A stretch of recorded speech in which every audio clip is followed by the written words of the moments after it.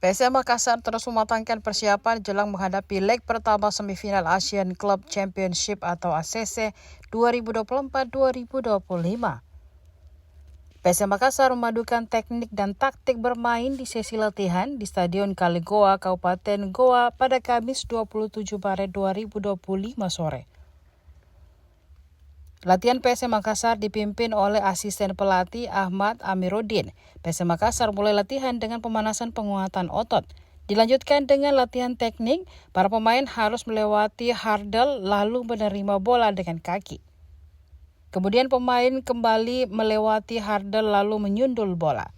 Setelah itu, penggawa pasukan Ramang latihan passing dengan bola triangles. Skuad dibagi menjadi 3 kelompok, setiap kelompok berisi 6 pemain. Dalam variasi ini, pemain pertama mengoper bola ke pemain kedua. Pemain pertama menerima bola kembali dan langsung mengopernya ke pemain kedua yang berlari cepat mengelilingi balon tubuh. Pemain kedua kemudian mengulang urutan operan yang sama dengan pemain ketiga. Selanjutnya, PSM bermain game internal 11 lawan 11. Dalam kesempatan ini, Ahmad Amiruddin mencari line up terbaik untuk melawan Chong An Hanoi. Utak-atik pemain dilakukan di setiap posisi. Di latihan hari ini ada 4 pemain belum bergabung latihan, yakni Yusran Fernandes, Aloisio Suarez, Hilman Shah, dan Zaki Ashraf.